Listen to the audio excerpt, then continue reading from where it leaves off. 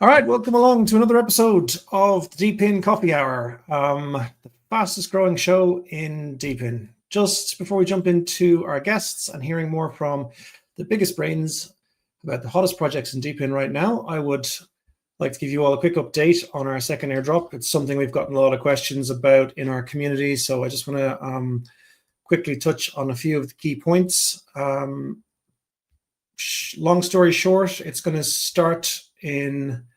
take place at the end of August. We'll do the snapshot first and then the distribution afterwards, fairly shortly afterwards.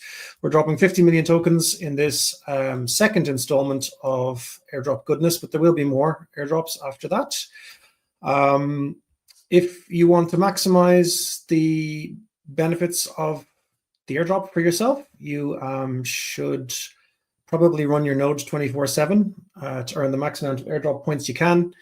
And essentially, this airdrop has been engineered around creating the kinds of behavior that are positive for our network and for our community. So run the node 24/7. Then contributing positively in our Discord community will get you a multiplier on your airdrop rewards that you've earned through the dashboard. Those won't be visible until after the snapshot. You can also get 5,000 points for connecting your Discord to your Havelo dashboard, and you can get a further 10,000 points for everybody that you refer to Havelo that then downloads a node and runs it for 30 days. So that's what we're calling a successful referral. So it can all add up quite quickly, and you can do quite well from the 50 million HVLO tokens that we'll drop, as I say, around the end of August. The one caveat is anyone who is being a bad actor and trying to, like spoofing, essentially spinning up tons of fake CLI nodes, will earn a 0 airdrop. It's been engineered this time. So because it's essentially that's just stealing from our community, and we view that very poorly. Right, housekeeping done. Let's get on to the meat and potatoes of today's episode. It is my pleasure to introduce the 3 legends for today. First up from Silencio Network, a big welcome to Daniel. Hey, Daniel. We've also got Jan from Impossible Cloud Network. And hi, everyone. Last up, a big welcome to Murphy from StoreX Network. Hey guys, hello. How are you all doing? Good, Neil. Thanks for having us. Very good. Thank you. Yeah, it's great to meet you all. I'm excited to have a conversation about DePIN, and I guess the first place to start is if you would like to all just tell us a little bit about your background, how you got into DePIN, and what you're currently working on at your projects. Daniel, if you want to go first, and then Jan, and then Murphy, just the same way we came in. Sure. First of all, thank you guys for the invitation. Happy to be here. So I've been working in Web3 for quite a few years. This is my 3rd cycle, I believe. So I was one of the founding employees at Into the Block that now is Centora, which is an on-chain analytics company. And then it moves more into risk management and a quant fund. Still alive and doing quite well.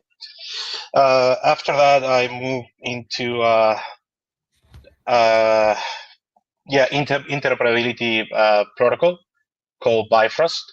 We had several products, and then we condense all into what we call the Bifrost network. And for over a year, I've been the CMO at Silencio, and my role here is CMO.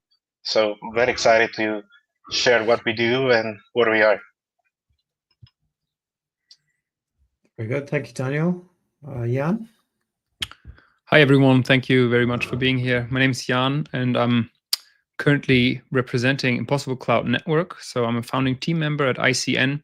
Now I'm leading content at Impossible Cloud Network and have actually been the second employee here in the newly established foundation in Zug, alongside our managing director, Sebastian. And I started out in fintech. So we were doing a tokenization company, tokenization of assets. So we were putting wine, art, real estate, and those private investments onto the blockchain. Then got hired by a VC, continuing also in the blockchain, fintech, and Web3 space. And from then on, started my own company in the event space, where I was doing a lot of events in the technology, Web3, and intersection with culture space. So I hosted roughly 300 events in real life, but also online, etc. And from then on, Sebastian, our managing director, called me and said we're building something here in Hamburg, which was the city I lived in back then. And this project is called Impossible Cloud, and we're revolutionizing this $300 billion market. And don't you want to join? I've seen you've done a lot of Web3 stuff before. So back then, this is during Impossible Cloud seed phase, just 15 people, and we really built up the organization there in a very fast way. And I'll go into more detail, of course later, how this all went down and where we are right now with the ICN. That's a nice phone call to get. Yeah, know? Exactly. Full of aspiration and hope. Murphy, do you want to tell us a bit about your background? Yeah, sure. Neil, thanks first of all for having me. I'm really excited to be a part of this podcast. So I've been working with Storex for the past 3 years. I take care of the ecosystem and growth here at Storex. My journey started with Web3, right, like 5 to 6 years back, when I just was looking to move on to, I was heading a company which was into cloud services. We were taking care of setting up cloud infrastructures, managing cloud for all corporates, big corporates back then, 5-7 years back, and that was a big company. And from there, I was really looking out for opportunities where we could really make a lot of difference. I found that there was a lot of mismatch between the client's requirement and the solutions that were provided, basically because of the security and the privacy issues. And that's when I met our founder, Mr. Handy, who was working on this project. I thought it was really a very exciting concept to be part of. And then I joined him. And of course, now it's a history. So I've been working with the project for the 4 years. And we've really done some very tremendous work, still doing some great work. So I'll be excited to talk about it during the podcast. Thank you. All right, great. Thank you. So I guess just to keep going around, Daniel, in terms of Silencio and what you guys are doing, I'm always fascinated when I see DePINs where essentially you're kind of taking the data layer and trying to democratize it, to use that horrifically overused word. But do you want to tell us a little bit more about that and what you're trying to achieve with Silencio? Like, how is it going to redistribute wealth or change the world, etc.? All that good stuff that we love. Let me explain Silencio in a way that is easy for everyone to understand. So think of Silencio as we're building a global map of noise pollution, but with a twist. And the twist is that we empower everyday people by just using the smartphones to measure noise levels around them. So either you're walking in the street, you are sitting in a restaurant, you're staying in a hotel, the data that these users are gathering help cities, organizations, and the community make better decisions and understand, where noise is really a problem. The thing is that, the traditional ways that noise pollution used to be measured are expensive and limited. So we're really democratizing the way that data is collected and harvested. And yeah, we use, we empower people to collect the data, and at the same time, they're being rewarded for it. So that's pretty much, in a nutshell, what Silencio is. At the moment, we have 1.1 million users. distributed across 180 countries. If you think about, data measurement, every day we map about the size of the city of Paris. So it's growing fast, and we're excited of what's coming next. But I'll tell you more about it later. Well, just before we move on, what do you see as the sort of, I suppose, like what's the plan with all this data once you have it about different areas of noise pollution, etc.? Look, quite a few things. So there's a B2B angle, right? Right now, the data of Silencio can be accessed via API through different partners that we have. For example, SAP, Google Cloud, and quite a few other providers. But right now, last week actually, we launched a product that we feel is going to help us, reach a broader audience, and it's what we call the Soundcheck Google Chrome extension. So what we do is that all the data that we have, actually, it allows you to connect directly into Airbnb or Booking.com or Google Maps. And at the moment that you're looking, for example, a hotel, initially when you do it, you check price, you check the ratings, but you don't know exactly, how loud the places are going to be, what is it located. And if you think about it, noise actually hurts more than delays, when you think about planning a travel. So right now, that is one of our core products that we just launched, and we're super excited about it. And yeah, if you think about it as a real use case of our data, so that's directly connected to our Explorer. Yeah, I mean that is a really cool thing, because I could speak from personal experience. We went last time I was in Dubai. We found a fantastic hotel and got there late, got our kids settled down. It was midnight, and then like a nightclub basically kicked off underneath us. So exactly. Yeah, and thankfully they were only doing a test, but the test went on for half an hour, so it's tricky enough to get little kids back to sleep. Anyway, yeah, that's brilliant. That I could see lots of potential use cases for that. Thanks, Daniel.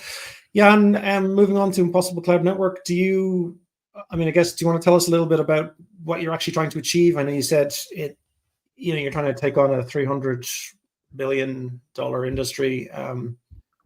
Presumably that's the cloud solutions, the AWSs of the world, but in a decentralized way. Do you want to tell us a bit more about that and why that's an important mission? Absolutely. So actually this number, the $1 billion market, it's actually a $1 trillion market, and it's actually one of the fastest growing $1 trillion markets in the world. I think in 2024, the cloud revenue was above 300 billion, and it's still, despite this huge size, it's still growing by more than 30% a year. So as you said earlier, the main competitors that you've just mentioned are the so-called hyperscalers. So these are the AWSs, the Googles, the Microsofts of the world. And maybe to circle back here, and let's get a joint understanding what this cloud we're talking about is, right? So this is basically renting someone else's computer, right? You're renting capacity on someone else's computer. And now back to what we've just said, this market is mainly controlled by these three, AWS, Google, Microsoft, these three hyperscalers, maybe adding in here some of the Asian players like Alibaba, etc. But in generally, due to the massive infrastructure that is required to build out these cloud networks, this market is highly centralized and highly controlled by just a few players. So this, of course, like everyone who has been in the Web3 space or has been exposed to the ideas about decentralization, the alarm clocks will go on, right? If you hear these numbers, and just to name a few issues, right? There's vendor lock-in, so it's very costly for companies to move their data out of these hyperscalers. There's of course a single point of failure, technical risk, if all the data is with, or all the computing infrastructure is with a limited amount of providers, then once one of these providers goes down, and it's not like we haven't seen this in the past, we have seen this with major crypto exchanges, for example, but also with other infrastructure parts, then there's this, as I said, this single point of failure risk. And this is, of course, very, very concerning. And maybe the last point here, all these providers I've said, they're based in the US. This is, of course, also something worth thinking about in the age of where everything moves to a digital world, right? Everything is much more reliant on these digital infrastructure networks. It is not very sovereign to have all your data and all your business continuity relying on providers that are just in one jurisdiction. So this would be probably the third point here, the key issue. And to answer your question, what is our main idea here? Okay, yeah, very good. What do you think? It seems like there's different elements to being able to take on a hyperscaler, right? Obviously, you need the technology and you need the infrastructure. What are you guys doing? Like, do you think there's much of a challenge to find those enterprise clients, the types of clients that you were talking about before? And what do you see in terms of the challenges of that? Like, do you think that enterprise at this point are thinking decentralized is a viable option to centralized? Because I think there's 2 points here. First, how do you reach the clients? So this is, of course, a very B2B heavy market, and of course, I'm interested to hear later the other panelists' opinion on this. But this is a very B2B heavy market. No, I mean, we've spoken about iCloud and storing your hardware on like your personal photos, etc., personal data. But the major cloud market is enterprise grade. These are enterprise customers, right? And how do you really reach them? You need a number of things. You need integrations into the main ISVs. These are software providers, for example, that are doing your backup software for you, etc. You need all these integrations, and you need to be going via the so-called channel, which is a large network of IT distributors, for example, or resellers. So even the huge Microsofts and AWSs, they don't just knock on doors and sell their capacity directly. They have a large network of resellers and distributors, etc. So what's very important, I think, if you want to tackle this market, is to first understand what these enterprise customers really want and to understand how they buy, right? Because it's not, you can't just call a company and you're like, hey, we have this phenomenal new cloud solution, just buy this from us. But there's a very different way how customers buy these solutions. And I think this is something that a lot of the deep projects, maybe let's talk about DePIN in general later as well, a lot of the DePIN projects haven't focused on that much. And this is something IC or Impossible Cloud Network has focused on from the beginning. First, build out demand, first build out these deep industry integrations, and then later on, with the superpower of Web3, the superpower of DePIN, scale the infrastructure that is needed to fulfill this demand. But you do need this demand in the first place to also then attract all the hardware, attract all the service providers that are building out services, etc., etc. But I think this would be the way to go here. Yeah, I think the demand versus supply thing is the chicken and egg situation that pretty much all of DePIN is trying to figure out or is battling with, is trying to get the balance correct. But I think when you're talking about enterprise, there's other aspects to it as well, like the legal aspect. If there's any regulatory, licensing, anything like that, where there's a legal aspect to it. Gets a little bit more complicated. So it's really cool to see, from my own perspective, it's really cool to see decentralized players actually taking on like that kind of magnitude of challenge. I love to see it. Murphy, moving on to Storex. So Storex, we are basically sorry. Go ahead. Sorry. No, go ahead. Yeah, I just wanted to know what's different about what you're doing and how you're going about doing it, and who are you trying to target? Okay, so basically at Storex, what we're trying to create is trying to create a reliable storage solutions, which is of course distributed. As my friend said, we need to have a solution which is really distributed so that it doesn't get concentrated to single storage provider or single service providers. Because as you see, most of the service right now has been concentrated to 3 or 4 hyperscalers, and that's really that's very dangerous situation, because in the world which we live, we're exposed to so much of cloud and so much of services worldwide that literally everybody's life is today dependent upon a cloud in some way or the other.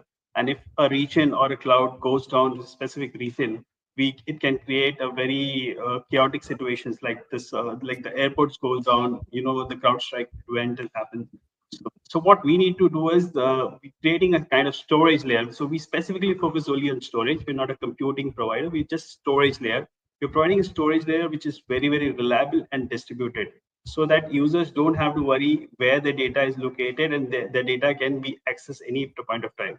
The second thing was the privacy features, which is because there is a lot of regulatory control which has been happening on data, which has been happening. There's a lot of people who are trying to access their data. There's governments who want to access your data when you're located in certain geographies because of this regional issues that has been happening.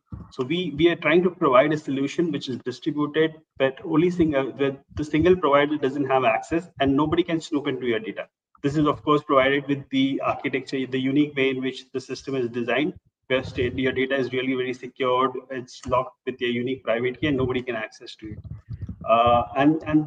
The second thing is to ensure that your data is really very secure and backed up. So because of this threat like ransomware virus and all this threat to the data that has been happening worldwide. So we're just trying to provide you a secure layer for storage. So we concentrate only on the storage part, providing users with a very unique way in which they can store their data securely.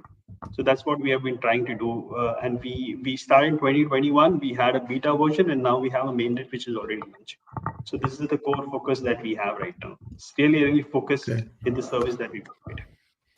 So how does without wanting to get too technical, how do you guys, you said it's a unique solution, how do you actually approach, I mean, I guess the question is, like, what is your unique approach that makes it more resilient than a centralized solution, particularly, from a security point of view, right? Because I would say for most like normie people, they would consider their iCloud or their Google Drive or their AWS to be a relatively secure storage, assuming that they've got.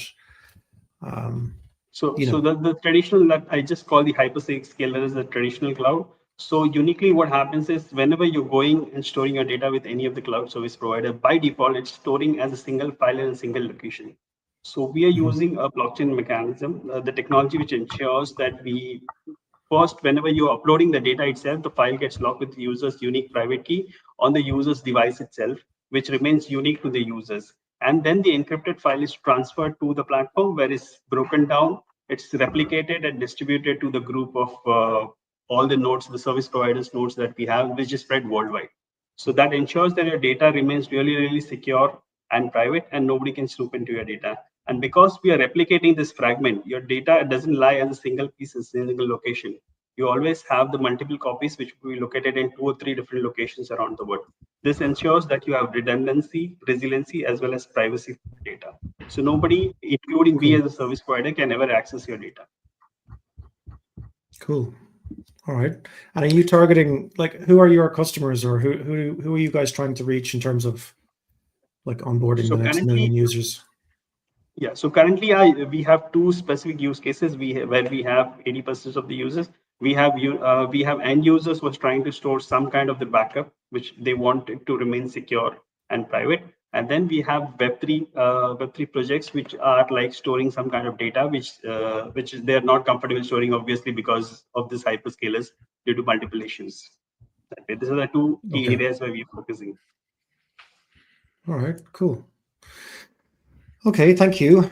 There's a few questions here. I see one for you, Daniel. Can you talk about the decision to incorporate ads into Silencio and choosing to charge users for an ad-free experience? Do you want to talk to that? Sure, yeah, I can talk about that.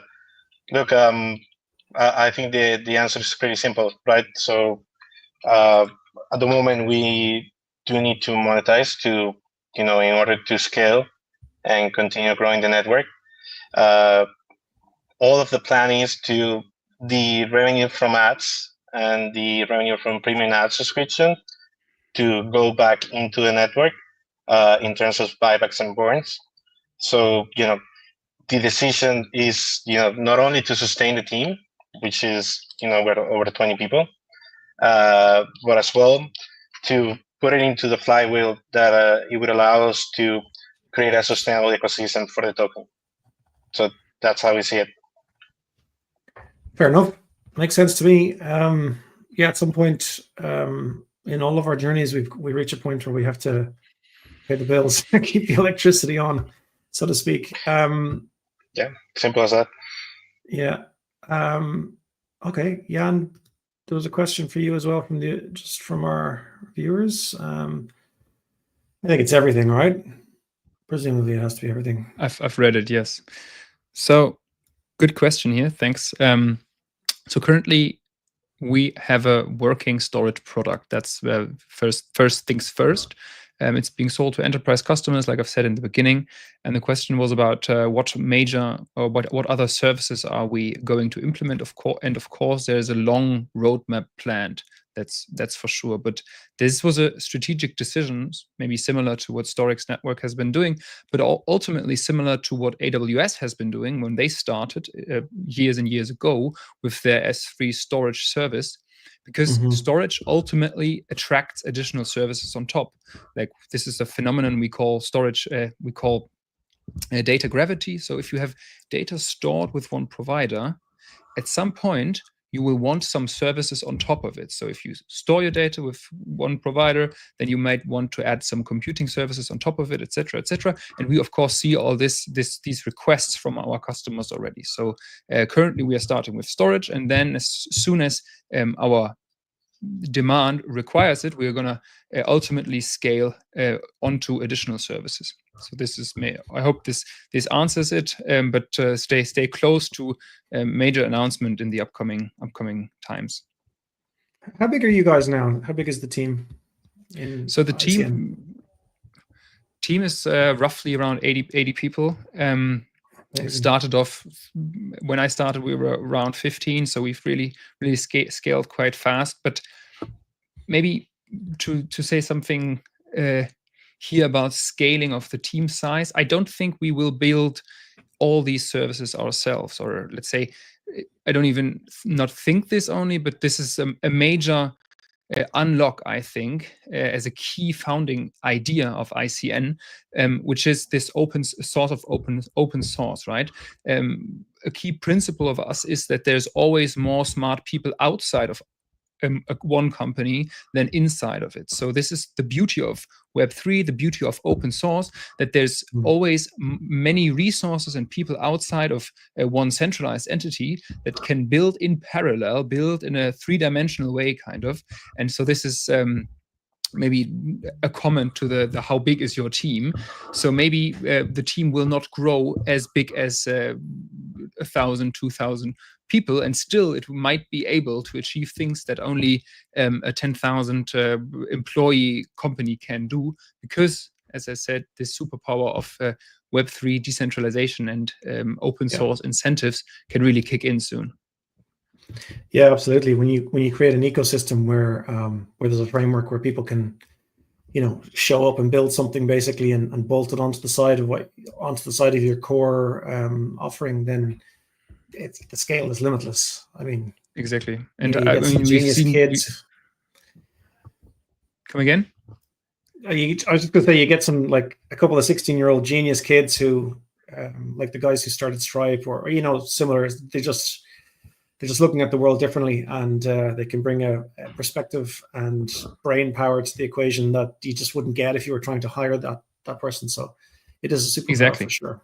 Exactly, and on the resource side, it's exactly the same, right? This is, in the end, this is one of the core principles of Bitcoin itself, right? This major, huge computing network has only been possible has only been possible to grow this fast because it was built in a decentralized way, where many different parties built out capacity on their own, so to say, but thereby, of course, being able to scale much faster on the hardware side compared to centralized providers. Yeah, 100%. Yeah, it's just such a fascinating space to be in. Daniel, just to go back to you for a second, just thinking about Silencio and like where you might go in the future. Do you see a role? Do you see like a role for the project in terms of city planning and urban planners, real estate developers? I don't know exactly who would be using noise data, but presumably, do you think that it would play a role in that area at some point, or is that on your roadmap at all? Or look, I can tell you, we are in the process of sharing our expanded vision, which we'll do over the next few weeks. What I can say is that, given that our approach is decentralized and we use smartphones as a way to collect data, there's a lot of potential, in not only capturing noise data. So what I can say now is that, there's a fundamental challenge when you think about AI and the way that the data is captured. So what we are going to do with Silencio is building the ears for AI and robotics. So yeah, it's about becoming the data layers for AGI, or that's where we want to go next. And yeah, I mean, other than that, absolutely yes. I think that noise is an underlooked subject, and yeah, I mean, the data is actually being used by several enterprises and business at the moment. Just telling you, where are we planning to go next? Yeah. Well, I mean, I think that's always, maybe it's a CMO thing, but I always find that the really interesting part is like, what does the future look like? And based on how often we get asked what our roadmap is, or what our updated roadmap is, or how things have changed with our roadmap, I don't think it's an especially unique quality that I have when I like looking towards the future. Yeah, I mean, when you think about, sorry, go ahead. No, you go ahead.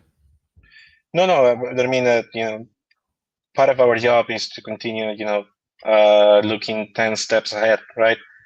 What can we do with the data? How can we improve it? What other use case are there? How can we continue scaling? So I think that is part of the challenge when you think about DePIN, and I think that we have an advantage, as I said, that we're using smartphones to collect the data.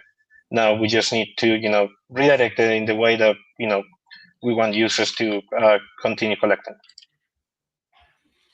Okay. I guess my next question is kind of for everybody, and it's one of the old reliables. If you were to look 5 years out, like, what do you guys all see as being the biggest impacts DePINs will have on our daily lives? And I know that's a really tough question in a way because of how much is happening with AI in particular, how much that's going to change like our interaction with the world. But I mean, I suppose, how important do you see DePIN in the next 5 years, and how is it going to change the life of an everyday person, do you think? Anyone can take that. I think it's going to be a very important part of everyday's life, because what happens is, when you're talking about getting this, it's actually sourced from individuals. So that means it's much more reliable, and people can trust those kind of data. In case of Silencio, if you see the volume of the voice data, which is noise data, which is being collected, it would be actually a genuine data that will be collected through entire network. If we talk about the storage, if we talk about computing, it would be distributed, and we see that we would be like one of the main source of people to store data or store computing. People should start adopting and using it as the traditional hyperscalers. So that's what the ultimate vision is. Definitely, because the hyperscalers took more than 10 to 12 years to be in this position. And of course, they bought in a lot of services, like sticky services, along with just not the storage services, but a lot of value add services. So what we feel that over the period of time, more and more DePIN projects which collaborate with each other, trying to give the whole suite of services to the clients, where clients will find it much more valuable to be with the DePIN based project and use the services. So it will become like more of a collaborative space where everyone will come together and offer the spaces. That's what I feel would be the ultimate future. That's what we think. I like what you've just said, Murphy. I'll piggyback on that maybe. So I definitely want to see in 5 years many DePIN projects being or having a lot of customers, being used, etc. We see this with some projects, right? We see this with Helium a little bit. We see this, of course, with ICN and one or two other projects that already have real revenues and are already implemented in enterprise work streams. But more generally, I think DePIN, Web3 in general as well, but DePIN specifically has for each individual industry that it tackles the opportunity to create this industry in a whole new way, right? So what we think about when we speak about the cloud, how will the future of cloud look like? I would say there's, let's say, 3 points, right? It will be modular and composable, right? So there will be multiple services that can be picked and mixed and matched together, like Lego bricks. This will be a very like a composable ecosystem where many parties join in a permissionless way. This will be probably the second point. There's going to be no gatekeepers. Anyone can build. Nobody can deplatform you. Everyone can deploy. So permissionless and open. This is, I think, the second very important point, how we envision the future of cloud. And then, of course, and ultimately, this has to be community owned. This, we've said this in the beginning, $300 billion revenue only in 2024. This is a huge market that needs to be powered and governed by the community and not just by 3 hyperscalers that sit in one country. Can I just quickly add a question there? If it's composable, one of the challenges of composability obviously is having a standard framework or a framework of standards, I suppose. Do you see that as an issue at all? Like that there's different blockchains and different infrastructures in terms of how these things are built, in terms of how different nodes with different storage providers work? Because I love the idea of composability, but I wonder, is that practical? I suppose is the question. I think whenever you open something up in a free market scenario, in a free market way, there needs to be a certain time at which standards are being created. And I think what you said, when there's multiple different standards, multiple different ways of doing things, the industry needs some time to align on what will be the best way to do this, right? But ultimately, the only thing you can do is having this composability and this open source philosophy when you set out to achieve your mission, right? Which will make it then later easier to integrate, cross-integrate, etc. But ultimately, I think this is, on the one hand, this is the power of free markets, but also, of course, this is a challenge where you need some form of standards where people then or developers, etc., can unite on. But if we look at the past, right, how long did it take the Web3 industry or the cloud industry to align on certain principles, to align on certain chains, etc., etc.? How many projects have been left in the dust, and how many value has been created? So I'm quite positive that composability is a feature in the sense, right? Right. Where there's a problem, there's always a solution. Yeah. We just need time. Okay. Daniel, did you want to? Yeah, I mean, I think that I can complement what Jan is saying.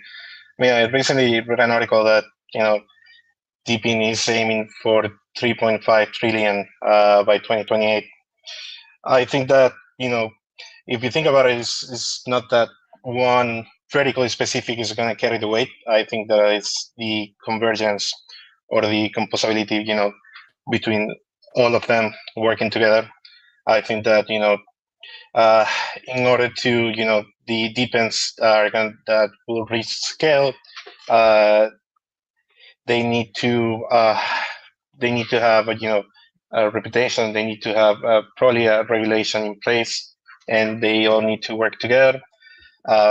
Think about it that I feel that at the moment we're building the infrastructure in order to scale. I think that one of the key aspects is going to be the reliability of the data, that we reach mass consumption with a killer UI that is going to allow us, to move from Web 2 from Web 3 to Web 2. But yeah, I agree that composability and working as all of the DePINs together is going to be key. Probably, AI and computing power are going to lead the charge.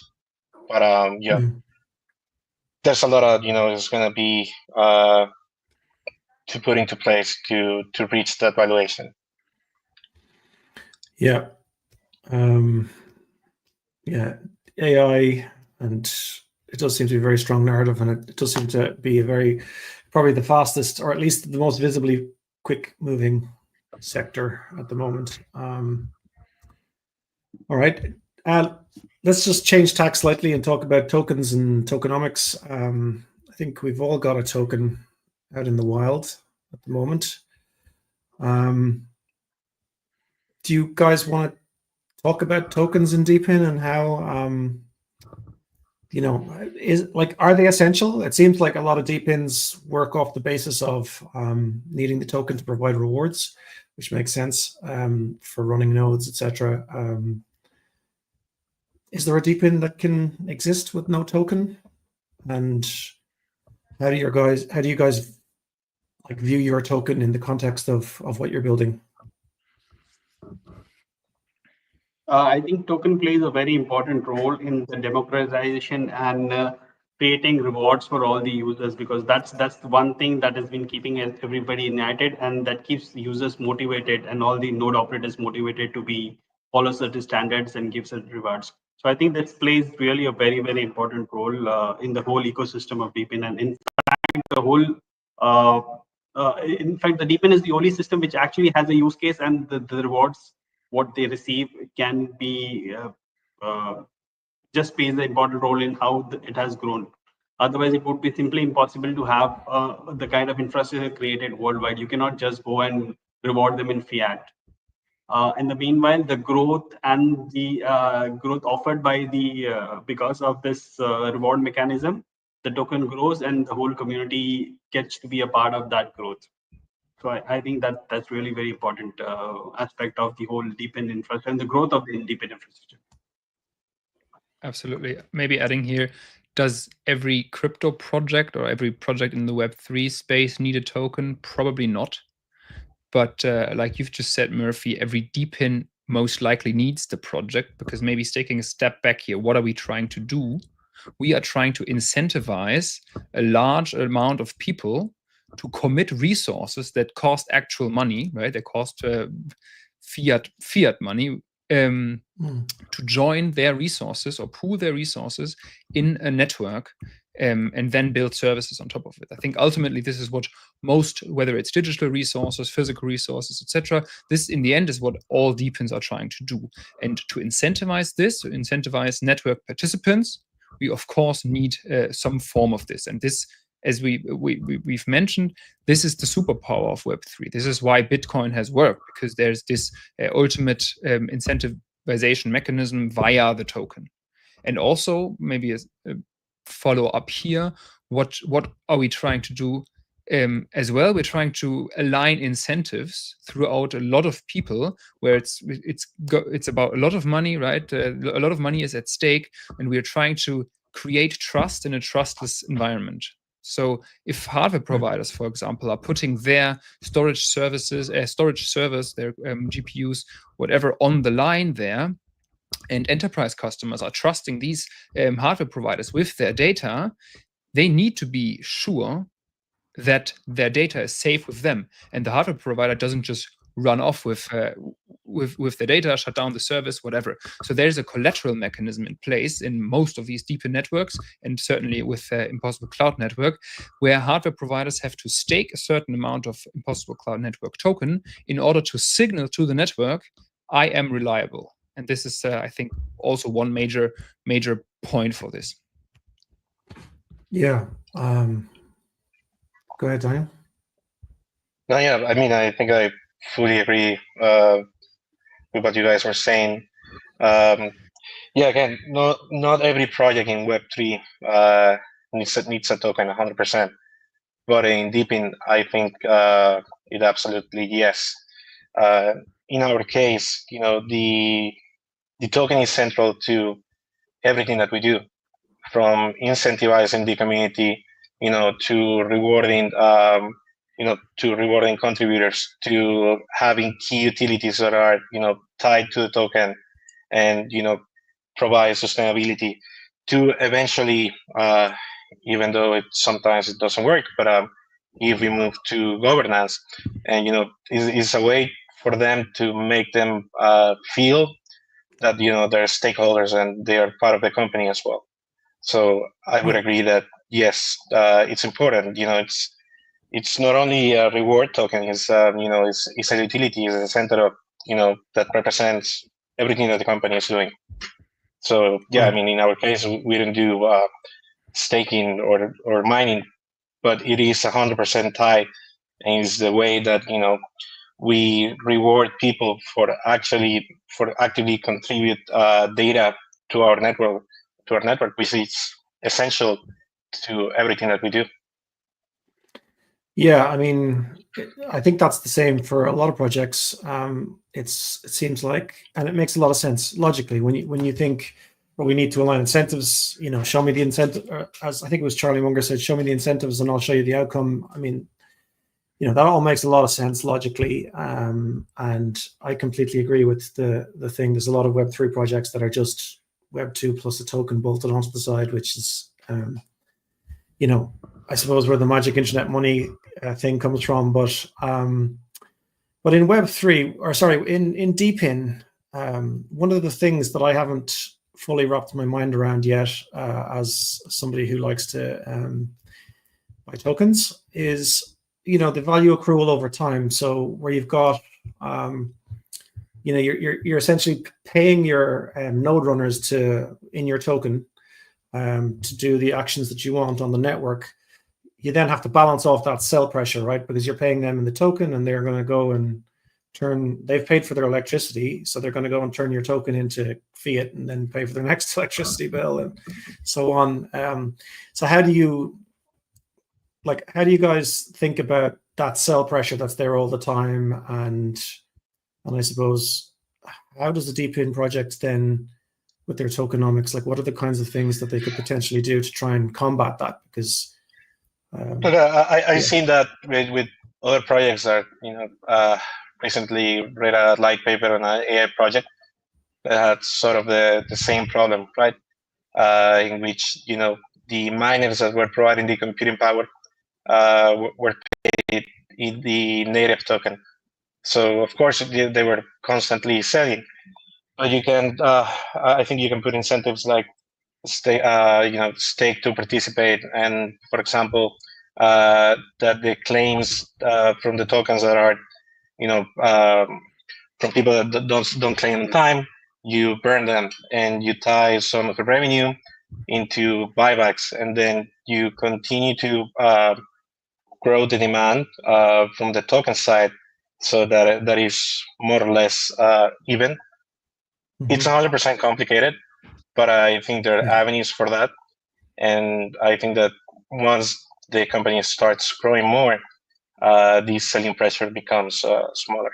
But yeah, right. It's if the demand is outpacing the supply side, then you're going to get upward pressure.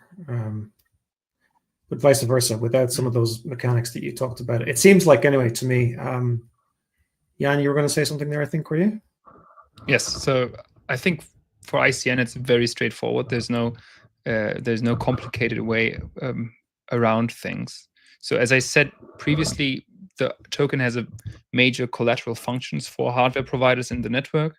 hardware providers have to lock it in order to signal their trust to the network. And that's of course, they're incentivized with this token, as you said. This is where the sell pressure comes from.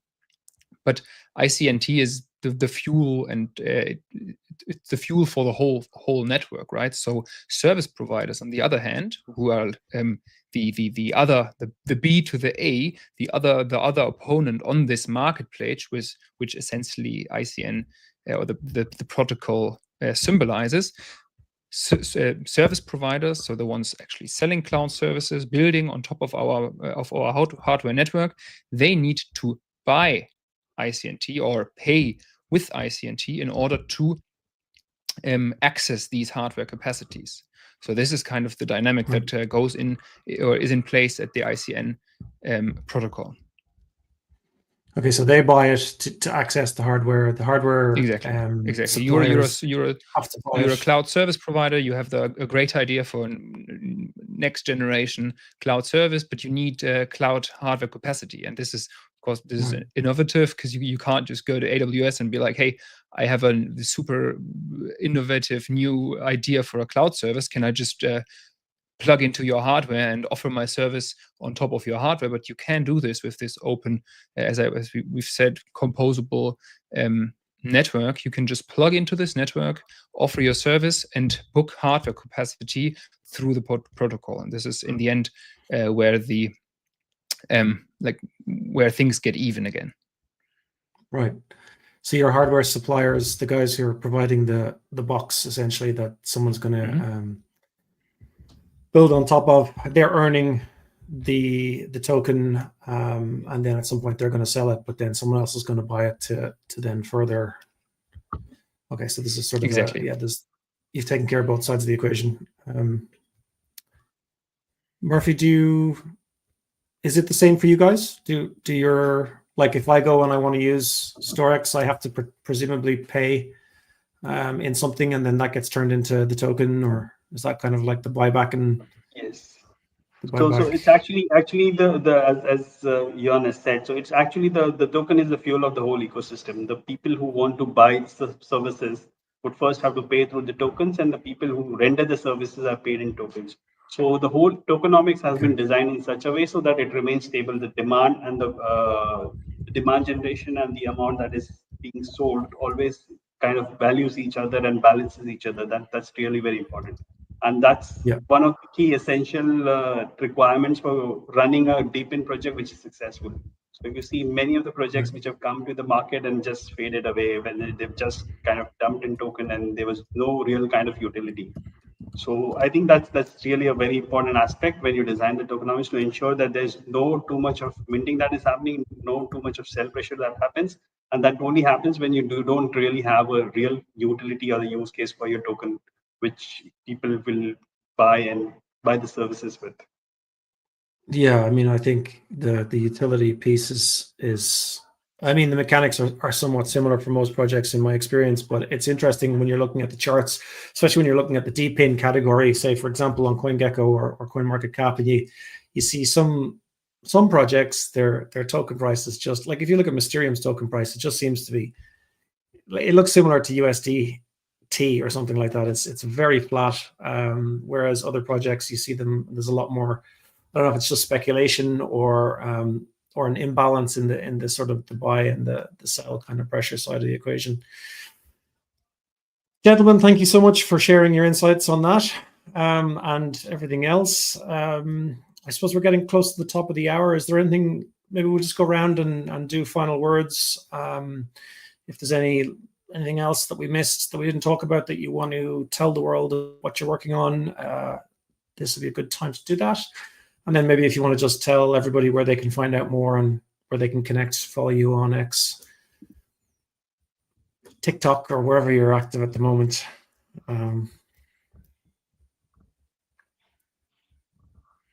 Daniel, do you want to go first? Yeah. So first of all, thank you for the conversation. It has been very interesting, and yeah, it's been great sharing what we're doing at Silencio. I think that we have some very exciting weeks coming ahead from probably expansion on the product side, on the vision side, and I think that everything that we do and we haven't talked about it is community, right? When you think about DePIN, it's just like the token is the core of all of our services, and it's thanks to them that we are where we are. Look, we have a Discord group with over 100,000 people, and we're constantly posting updates on X, and we have our Medium blog as well.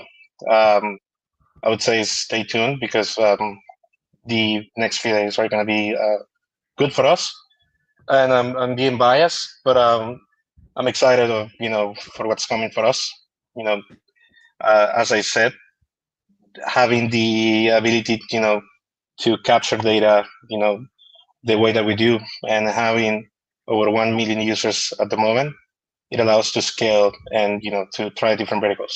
So very excited about that, and thank you guys for sharing your thoughts. It has been very impressive to hear what you guys do, even though of course I know who you are. Thanks, Daniel. Thanks, Yeah, Daniel. my pleasure.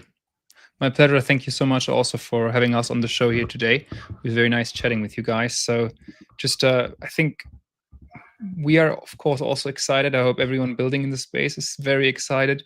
We are, though, especially excited because the token listing has just been last week. So ICNT has live on all major exchanges since last Thursday.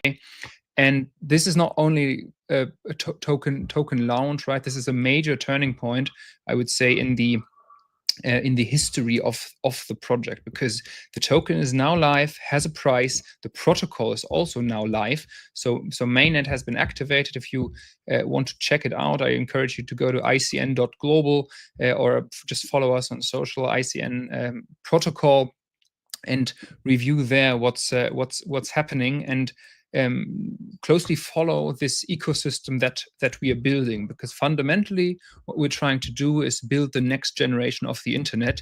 And I think it's a phenomenal time to just see how this has all started from 0 to 7 million ARR, from 0 to 250,000 people in our community, and now to this multi-million dollar listing. And now this just kicks off, right?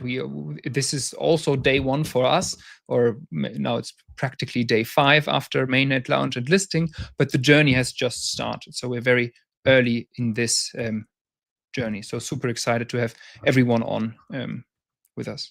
Yeah, that's very exciting. Very excited about both your projects. Actually, I think it's going to be great. Again, every time I do this show, I'm like, oh, I'm going to have 3 new projects I have to look into more. So I'm going to definitely do a proper deep dive, set everything up. Murphy, do you want to give us your final thoughts? Yeah. So once again, thank you very much, Neil, for having us in this podcast. It's really amazing talk, really ignited. And as I said, we're creating one of the most secure storage platform. Be a part of it. You can get more details about our project at storage.tech. We've been live for the past 4 years now, live in all these exchanges. Our token is also doing quite well. Get the more details on the website, follow us on socials, and be a part of the community, growing community. Awesome. So is it storex.network is the website?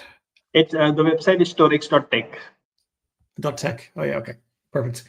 All right, gentlemen, thank you very much. Most of all, just to echo what's already been said to our community and everybody viewing, thank you very much as well. We've had just an unbelievable response actually to this show. We're up over 100,000 viewers for most episodes at this point, which is just incredible considering we're on episode 18.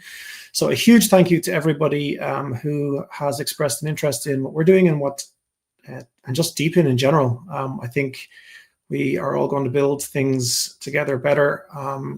And I'm very, very excited for the future of DePIN in general.